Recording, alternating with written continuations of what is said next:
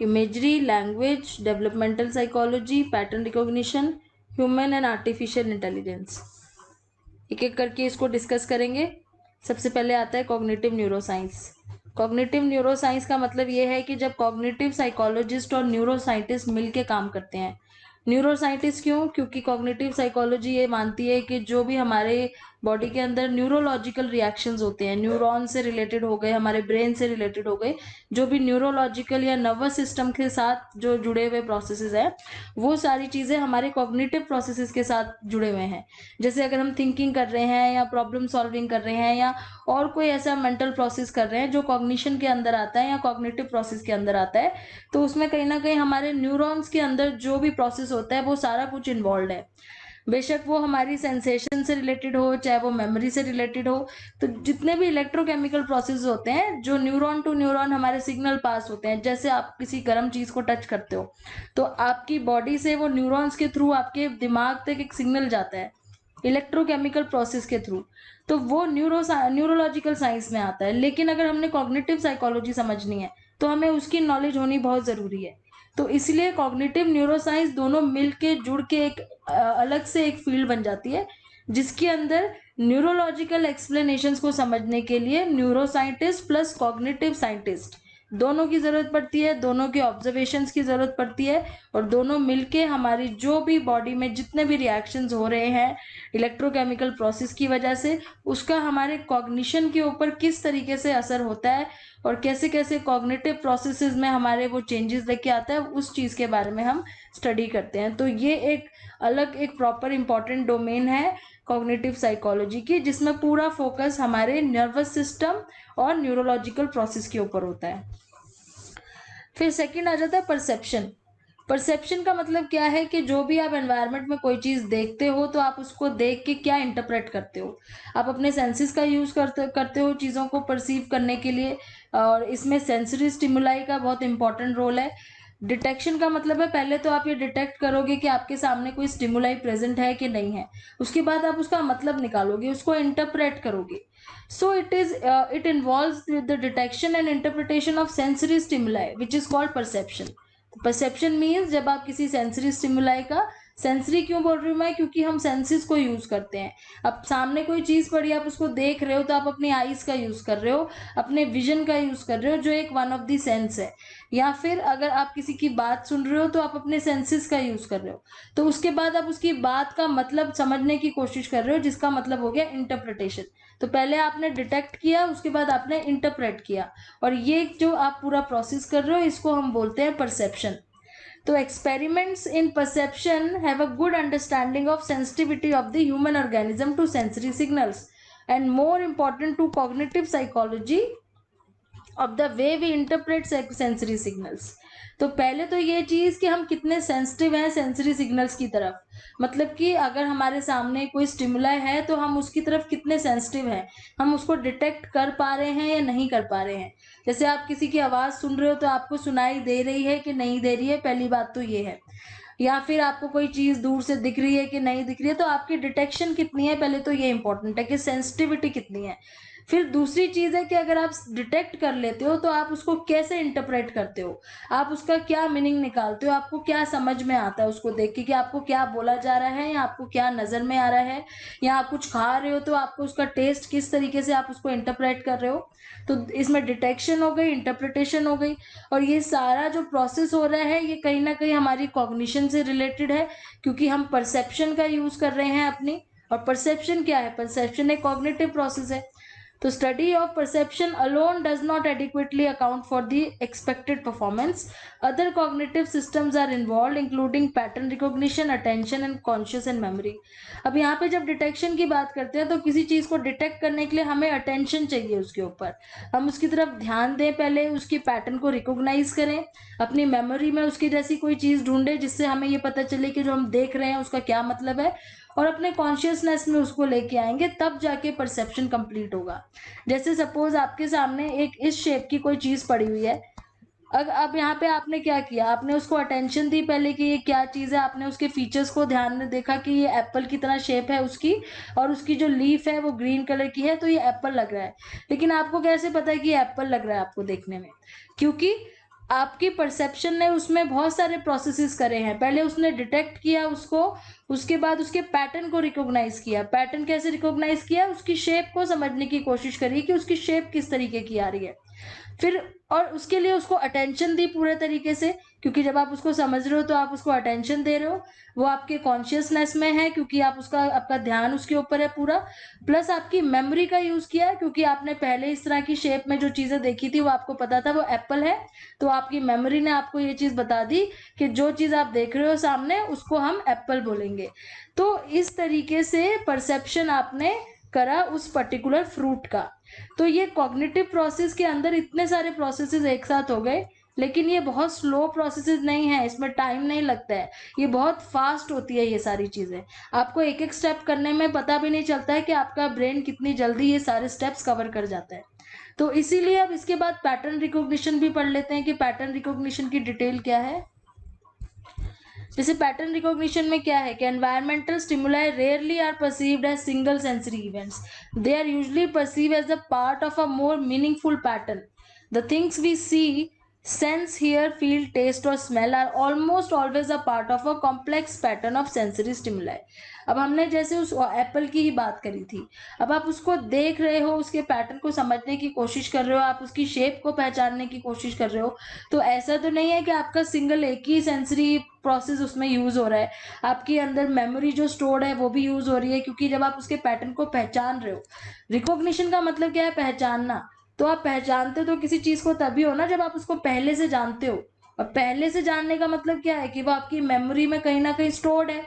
तो जो चीज मेमोरी में स्टोर्ड है उसके उसको बारे में सोचना और उसको पहचानने में मेमोरी का प्रोसेस इन्वॉल्व हो गया। फिर आप उसके फीचर्स को समझने की कोशिश कर रहे हो, तो एक बहुत कॉम्प्लेक्स प्रोसेस हो जाता है। इसके अंदर हमारी एक से ज्यादा सेंसेस भी यूज हो सकती हैं। सपोज आपने उसको उठा के खा के देखा कि खा के देखते हैं कि इसका टेस्ट कैसा है, तो आपने वहां पे कौन से सेंस का यूज कर लिया? आपने अपनी विजन सेंस का यूज करा, आपने फील का, टेस्ट का, इन सारी चीजों का यूज करा, और टेस्ट के साथ साथ स्मेल का भी यूज करा। तो जब आप इस तरीके से किसी स्टिमुलाई को पहचानने की कोशिश करते हो, तो जरूरी नहीं है कि उसमें आपकी सिर्फ एक ही सेंस यूज हो रही हो, उसमें एक से ज्यादा सेंसेस का भी यूज होता है। इन्होंने क्या एग्जाम्पल दिया हुआ है? इन्होंने रीडिंग का एग्जाम्पल दिया हुआ है। इनके एग्जाम्पल को भी एक बार पढ़ लेते हैं। Reading is a complex effort in which reader is required to form a meaningful pattern from an otherwise meaningless array of lines. अब जैसे यहाँ पे ऐसे दो लाइंस डली हुई हैं, इसका तो कोई मीनिंग नहीं बनता है, लेकिन आपको पता है अगर इसको ऐसे कर दिया जाए तो ए बन जाएगा। तो इसके अंदर भी क्या है? एक पैटर्न रिकॉग्निशन इन्वॉल्व है। आपकी मेमोरी में ये चीज कहीं ना कहीं सेव्ड है कि जो इस तरह की शेप होती है वो बी की होती है, जो इस तरीके की शेप होती है वो ए की होती है। तो यहाँ पे भी आप उसको पहचानते हो, उसमें आपको अलग अलग लाइंस नजर आ रही हैं। कहने को तो कोई अगर छोटा बच्चा है आप उसको ऐसे दिखाओगे तो उसके लिए तो इसका कोई मीनिंग नहीं है, जिसने कभी ए नहीं देखा हुआ वो इसको देख के कोई मीनिंग इंटरप्रेट नहीं कर पाएगा। लेकिन जब वो धीरे धीरे सीखेगा और उसको याद करेगा, तभी वो उसको पहचान के बोलेगा ये एक अल्फाबेट है जिसको ए बोलते हैं। तो यहाँ पे कौन सा प्रोसेस यूज हुआ है? पैटर्न रिकॉग्निशन का यूज हुआ है और मेमोरी का यूज हुआ है, क्योंकि उसने वो चीज याद करी है। तो रीडर में एक्सेस मीनिंग फ्रॉम हिज और हर मेमोरी। तो रीडर क्या करता है? अपनी मेमोरी को यूज करता है। अब अगर आपको लग रहा है कि हम इतनी देर तो नहीं लगाते हैं किसी चीज को पहचानने में कि पहले हम उसकी लाइंस को देखेंगे फिर हम मेमोरी में जाएंगे, तो ये चीज यहाँ पे इन्होंने क्लियर करी हुई है कि ये सारी चीजें करने में हमें बहुत ही कम टाइम लगता है। ये सारी चीजें फ्रैक्शन ऑफ अ सेकंड में हो जाती हैं। ऐसा कुछ भी नहीं है कि आपका ब्रेन धीरे धीरे स्टेप बाय स्टेप हर एक चीज करके फिर आपको जवाब देता है। ये बहुत ही ज्यादा फास्ट प्रोसेस होता है। इसीलिए हम ब्रेन की फंक्शनिंग को कंप्यूटर की प्रोसेसिंग के साथ भी कंपेयर करना शुरू कर देते हैं। फिर आता है अटेंशन। अटेंशन का मतलब क्या है कि आप किसी चीज को ध्यान से देख रहे हो, आपके आसपास इतने सारे स्टिमुलाई हैं, आपके घर में इतनी सारी चीजें पड़ी हैं कि आप हर चीज को एक एक करके अटेंशन देते हो? नहीं देते हो। आप सिर्फ उसी चीज को अटेंशन देते हो जिससे आपको काम है। आपके घर में बहुत सारी आसपास चीजें पड़ी हैं, आप रोज उसको देखते हो और धीरे धीरे वो आपको आदत पड़ जाती है देखने की। और कई बार ऐसा होता है कि आपको पता भी नहीं होता है कि आपके आसपास क्या क्या चीजें रखी हैं। लेकिन सडनली अगर उसमें कोई चीज गायब हो जाए या सडनली किसी चीज का कलर बदल दिया जाए तो आपका ध्यान उस पर जाता है। तो अटेंशन तभी जाती है जब कोई चेंज होता है। तो अटेंशन का मतलब क्या है, हम इंफॉर्मेशन गैदर करते रहते हैं। जब देखो नॉर्मल कंडीशन में हम हमेशा इंफॉर्मेशन गैदर करते रहते हैं, लेकिन हमारी अटेंशन बहुत ज़्यादा सेलेक्टिव है, हाईली सेलेक्टिव है। हम सिर्फ कुछ ही चीज़ों को अटेंड कर पाते हैं जिसकी ज़रूरत हमें है। Our capacity to process information seems to be limited to two levels, sensory and cognitive. अब हम किसी इंफॉर्मेशन को अगर प्रोसेस कर रहे हैं तो उसमें दो ही चीज़ें सबसे ज़्यादा इन्वॉल्व है, एक हमारी सेंसेस और उसके बाद जो सारे कॉग्निटिव प्रोसेसेस होते हैं। तो दो लेवल हो गए, एक हो गया सेंसेस जिसके थ्रू हमने डिटेक्ट किया, दूसरा हो गया कॉग्निटिव प्रोसेस जिसके थ्रू हमने इंटरप्रेट किया जो भी हमने देखा है। If too many sensory clues are imposed upon us at any given time, we can become overloaded. तो हम क्यों, हमारी ये अटेंशन इतनी सेलेक्टिव होती है? ऐसा क्यों नहीं होता कि अगर हमारे रूम में आसपास 10 चीजें पड़ी हैं तो हम उसको एक साथ ध्यान दे पाए? ऐसा होने से क्या होगा, आपका जो कॉग्निटिव प्रोसेस है वो बहुत ज़्यादा ओवरलोड हो जाएगा। इसीलिए ये बहुत ज़्यादा सीक्वेंस में होता है कि आप पर्टिकुलरली उसी चीज़ को अटेंशन दो जिस पे आप उस टाइम पे आपको जिस चीज़ पे फोकस करना है। If we try to process too many events in the memory, we can become overloaded, which may cause breakdown in performance. तो overloaded हो जाओगे आप एक साथ इतनी चीजें याद करने के लिए। अगर मैं आपको बोल दूं कि आपको एक साथ पूरा ब्लॉक याद करना है तो क्या आप कर सकते हो? नहीं कर सकते हो। लेकिन अगर आपको टॉपिक बाय टॉपिक एक एक चीज पढ़ाई जाए और एक एक चीज याद करोगे तो आपको इजीली याद हो जाएगा, आपकी परफॉर्मेंस भी अच्छी होगी। लेकिन अगर एक साथ पूरा ब्लॉक याद करने के लिए दे दिया जाए तो आप ओवरलोड हो जाओगे, ब्रेक डाउन हो जाओगे, आपकी परफॉर्मेंस खराब हो जाएगी।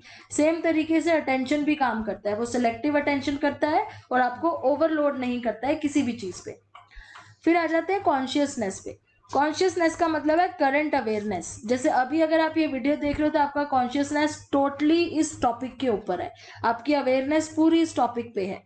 और इसमें एक्सटर्नल और इंटरनल सर्कमस्टेंसेस इंक्लूड होते हैं, एक्सटर्नल और इंटरनल दोनों। और वो कैसे होते हैं वो अभी हम देखते हैं। यहाँ पे बोला हुआ है कि इसको अनसाइंटिफिक बोला जाता था पहले कॉन्शियसनेस, क्योंकि क्या था, एक इंटेंजिबल वर्ड है, एब्स्ट्रैक्ट वर्ड है कॉन्शियसनेस। इसको आप मेजर नहीं कर सकते, इसको आप किसी तरीके से टेस्टिंग नहीं कर सकते हो कॉन्शियसनेस की।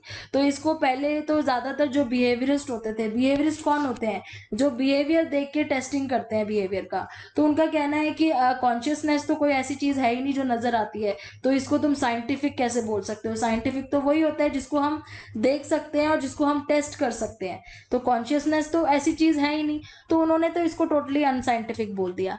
The word consciousness and the concept it represent simply did not fade away. लेकिन फिर भी आपको पता है कि आज के टाइम पे भी साइकोलॉजी में कॉन्शियसनेस एक बहुत ही इंपॉर्टेंट वर्ड है, तो जो कि अभी तक हटा नहीं है। बेशक इसको अनसाइंटिफिक बोल दिया हो लेकिन इसकी इंपॉर्टेंस अभी भी बहुत है। For most people consciousness and unconscious thoughts are very real. For example, when you glance at your watch while studying, it reads 10:42 p.m. You are conscious or aware of the external signal. इन्होंने example कैसे दिया है आपको internal और external का? इन्होंने बोला है जैसे आप रात को देर तक पढ़ते पढ़ते आपका ध्यान अगर वॉच पे गया, आप पढ़ रहे हो, आपकी कॉन्शियसनेस पूरी पढ़ाई पे है, लेकिन सडनली आपका ध्यान आपकी वॉच पे गया और आपने देखा बहुत लेट हो गया, तो आपका ध्यान किधर गया, आपकी कॉन्शियस किधर गई है? एक्सटर्नल सिग्नल पे गई है, जो चीज बाहर है, आपने कोई एक्सटर्नल सिग्नल डिटेक्ट किया है जिसके ऊपर आपने अपनी अटेंशन फोकस करी है। और उसके बाद क्या हुआ, इंटरनली कैसे चेंजेस आए? फिर आपने जब देखा कि टाइम इतना ज्यादा हो गया है तो आपके माइंड में अंदर एक और थॉट आने लग गया है कि अब बहुत ज्यादा देर हो गई है और मुझे सोना है, मुझे लेट हो रहा है क्योंकि मेरे को सुबह जल्दी उठना है, तो मैं नहीं उठ पाऊंगा। तो एक्सटर्नल सिग्नल की वजह से आपके अंदर इंटरनल थॉट्स आने लग गए, तो आपकी कॉन्शियसनेस दोनों जगह गई, पहले एक्सटर्नल पे गई फिर इंटरनल पे गई। तो इसीलिए यहाँ पे लिखा हुआ है कि कॉन्शियसनेस क्या होता है, current awareness of external and internal circumstances. तो इसके आगे अब मेमोरी पे चलते हैं। Memory and perception work together. The formation of information available to us comes from perception, short term memory and long term memory. अब परसेप्शन का मतलब आप समझ चुके हो ऊपर कि हम कोई चीज, जैसे हमारी सेंसेस है, वो कोई चीज डिटेक्ट करती है पहले, उसके बाद उसको इंटरप्रेट करती है, तो उसको हमने बोला परसेप्शन। और वही परसेप्शन जो हम करते हैं वो पहले हमारी शॉर्ट टर्म मेमोरी में जाती है। शॉर्ट टर्म मेमोरी में वो बहुत थोड़ी देर तक रहती है। जैसे सपोज आप किसी का फोन नंबर याद कर रहे हो, तो वो आप जितनी देर कोशिश कर रहे हो उसको रिपीट करने की, उतनी देर वो आपके शॉर्ट टर्म मेमोरी में घूम रहा है। हो सकता है कि वो आपके लॉन्ग टर्म में चले जाए, हो सकता है वो वहां से बाहर निकल जाए। तो 3 चीजें इसमें इन्वॉल्व हो गई मेमोरी में। पहली आपकी सेंसरी मेमोरी जिसको हम बोलते हैं, या फिर परसेप्शन वाला प्रोसेस, फिर आपकी शॉर्ट टर्म मेमोरी, फिर आ गई लॉन्ग टर्म मेमोरी। तो ये तीनों चीजें हो गई। The most obvious long term storage is the knowledge of language. और इन्होंने जो बहुत अच्छा एग्जाम्पल लिया है लॉन्ग टर्म मेमोरी का, वो लिया लैंग्वेज का, क्योंकि लैंग्वेज एक ऐसी चीज है जो हमारे लॉन्ग टर्म स्टोरेज में रहती है, और ये बहुत ही एक कॉमन एग्जाम्पल है। हर किसी की लैंग्वेज उसकी लॉन्ग टर्म मेमोरी में है। कोई ऐसी लैंग्वेज नहीं है आपकी, स्पेशली जो आपकी मदर टंग है। मैं फॉरेन लैंग्वेज की बात नहीं कर रही हूँ, जो चीज़ हम कभी, जैसे फॉरेन लैंग्वेज है वो हम कभी कभी याद भी करते हैं तो हमें कुछ चीज़ें उसमें भूल जाती हैं, लेकिन जो आपकी मदर टंग है वो आपकी लॉन्ग टर्म मेमोरी में जा चुकी है बिल्कुल। क्यों? क्योंकि आपने उसको समझा है, उसके मीनिंग के ऊपर ध्यान दिया है, ना कि आपने उसको रट्टा मारा है। तो आप उसको यूज भी कर रहे हो, तो कोई चीज को अगर आप बार बार यूज करते हो, मेंटेनेंस रिहर्सल जिसे हम बोलते हैं, प्लस उसके मीनिंग को आप अच्छे से समझते हो, जिसको हम इलेबोरेटिव रिहर्सल भी बोलते हैं, तो वो चीजें कहाँ चली जाती है? वो आपके लॉन्ग टर्म मेमोरी में चली जाती है। और लैंग्वेज के साथ वैसा ही होता है, हम उसको बार बार यूज करते हैं, हम उसके मीनिंग को अच्छे से समझते हैं, इसलिए वो परमानेंटली हमारे लॉन्ग टर्म मेमोरी में स्टोर्ड रहती है। So we draw words from long term memory and more or less use them correctly. तो हम जो भी इस टाइम पे, मैं जो भी वर्ड्स यूज कर रही हूँ, आपको जो भी मेरी वर्ड्स समझ में आ रहे हैं, वो क्यों आ रहे हैं? क्योंकि आपका जो सेंसरी मेमोरी है वो अपनी लॉन्ग टर्म मेमोरी में से वो चीजें आपके पास लेके आ रही हैं जो वर्ड्स आपको आते हैं।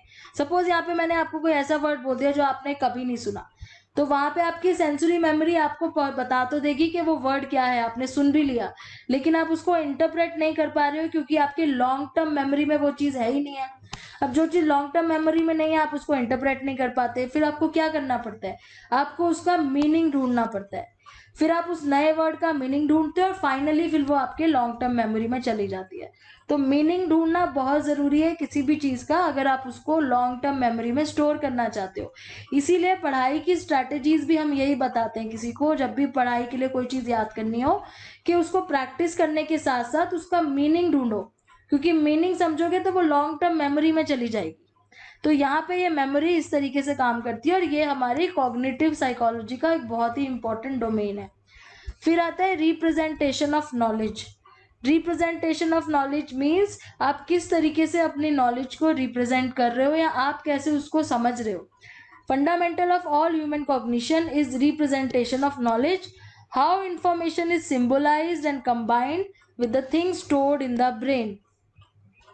अब आपने अगर अगेन ये वही चीज बात कर रहे हैं कि जो चीज आपने नहीं सीखी है वो किस नहीं सीखी है, मतलब कोई न्यू चीज अगर आपने सीखी है तो किस तरीके से आप उसको अपने ब्रेन में स्टोर कर रहे हो, और किस तरीके से आप उसको ऑर्गेनाइज कर रहे हो। जैसे इसके 2 पार्ट हैं। पहली चीज क्या है? It has 2 aspects, the conceptual representation of knowledge in the mind and the way the brain stores the process।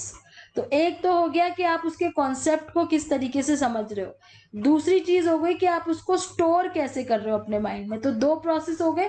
पहली चीज हो गई कि उसके कॉन्सेप्ट को समझना, और दूसरी चीज हो गई उसको माइंड में, अपने ब्रेन में स्टोर करना। The conceptual representation in different individuals can be considerably different. In spite of these inherent dissimilarities, most humans do experience and depict experience in similar ways. Conceptual information सबके लिए अलग अलग हो सकती है, लेकिन हम उसको जब डिपिक्ट करते हैं, एक्सपीरियंस करते हैं, तो वो मोस्टली हमारा सिमिलर होता है। Most humans do experience and depict the experience in similar enough ways to get along in the world. अब जैसे कॉन्सेप्ट आप किसी चीज का समझने की अगर कोशिश कर रहे हो, तो हो सकता है आपको अलग अलग लोगों को अलग अलग तरीके से कोई कॉन्सेप्ट समझ में आ रहा है। कोई मेमोरी के कॉन्सेप्ट को अलग तरीके से समझ रहा है, कोई किसी दूसरे सबके अपने अपने तरीके हैं किसी भी चीज को समझने के। लेकिन फाइनली अगर वो किसी को बताता है मेमोरी के बारे में, तो वो उसको वही चीज बताएगा जो एक्चुअली में उसके एक्सपीरियंस हुई है उसके साथ। तो एक्सपीरियंसेस मोस्टली सेम होंगे सबके, बेशक उनके कॉन्सेप्ट किसी भी चीज को लेके अलग हो, लेकिन वो जो एक्सपीरियंस एक्सपीरियंस होगा सबका वो मोस्टली सेम होगा। मेमोरी का एक्सपीरियंस मोस्टली सबके सेम होंगे। वो सारे यही कहेंगे कि जो चीज़ हमने अच्छे से समझ के करी वो हमें लॉन्ग टर्म मेमोरी में गई है, हमको याद है। जो चीज़ हमने ऊपर ऊपर से पढ़ी वो हमें याद नहीं है। बेशक उनके मेमोरी के कॉन्सेप्ट सबके अलग अलग हैं, लेकिन उनके एक्सपीरियंसेस सबके सेम है। सब यही एक चीज़ कहेंगे कि जो चीज़ हमने ढंग से पढ़ी है वो हमें याद है, जो हमने ऊपर ऊपर से देखी थी वो हम भूल चुके हैं। तो कहने का मतलब ये है कि आप अलग अलग कॉन्सेप्ट समझ सकते हो किसी भी चीज़ के, लेकिन जो आपके एक्सपीरियंस होंगे ह्यूमंस के, बेसिकली ये बात कर रहा है, जो ह्यूमंस के एक्सपीरियंस होते हैं वो मोस्टली सेम होते हैं। अब परसेप्शन की बात ले लो, या आप कोई भी ऊपर जितने भी कॉग्निटिव प्रोसेसेस हैं, आप ये सारे आज समझने की कोशिश कर रहे हो सकता है आपके माइंड में इन सारे प्रोसेसेस के अलग अलग कॉन्सेप्ट बने हो, लेकिन इन सब की जो एक्सपीरियंस होते हैं वो हम सबके सेम होते हैं। हम सब एक ही तरीके से परसेप्शन होती है हमारी, उसके अंदर जितने भी प्रोसेसेस इन्वॉल्व होते हैं वो सिमिलर होते हैं। हमारी मेमोरी एक जैसे काम करती है, हमारा कॉन्शियसनेस एक जैसे काम करता है। तो बस ये यहीं पे बात हो, इसी चीज़ के बारे में बोल रहे हैं कि सिचुएशन के कॉन्सेप्ट को आप कैसे भी समझ लो, लेकिन उसके पीछे का जो एक्सपीरियंस होता है वो मोस्टली सबका सिमिलर होता है। The content of this information is also hugely different, but our neurological web entraps information and experiences and holds them in a structure that are similar to human brains. तो ये आपके representation of knowledge. Then comes imagery. Imagery का मतलब है जो चीजें आप देखते हो उसके वो हर चीज का आपके माइंड में इमेज बन जाती है। आप कहीं पे गए, आपने वहां का रास्ता आते जाते हुए देखा, आपने देखा वहां पे रास्ते में क्या क्या चीजें आ रही थी, आपने देखा शॉप्स थी, फिर वहां पे जी अलग अलग तरीके के ट्रीज देखे आपने, फिर वहां पे और नई चीजें आपने देखी, फाइनली आप अपनी जगह पे पहुंच गए। तो जब आप वहां से जाते गए हो तो आपकी जो इंटरनल रिप्रेजेंटेशन ऑफ नॉलेज हो रही है, आपके माइंड में जो नॉलेज स्टोर हो रही है, जो मेंटल इमेजेस बन रही है आपके एनवायरनमेंट में, उसको हम बोलते हैं कॉग्निटिव मैप। तो वो किस तरीके से, जैसे बिल्डिंग्स की पिक्चर्स, स्ट्रीट साइंस, ये सारी चीजें आपने जो भी चीजें अभी तक देखी है मोस्टली आपके माइंड में उन सबकी इमेजरी बनी हुई है। अगर आपको आंखें बंद करके बोला जाए कि आप उसको इमेजिन करो तो आप उसको बहुत इजीली इमेजिन कर सकते हो, क्योंकि आपने वो चीज देखी हुई है। लेकिन अगर मैं आपको बोल दूं कि कोई ऐसी चीज इमेजिन करो जो आपको कभी नहीं पता, आपने देखा ही नहीं है कभी उस चीज को, अगर आपको बोल दिया जाए कि एलियंस को इमेजिन करो, तो आप कौन से एलियंस को इमेजिन करोगे? जो आपने टीवी में देखे, आप अपना खुद का तो नहीं बनाओगे ना। मोस्टली आपके माइंड में किस चीज की इमेज आएगी? जो आपने ऑलरेडी टीवी में या कार्टून्स में या कहीं ना कहीं देखी हुई है फोटो, आपके माइंड में उसी की इमेज आएगी।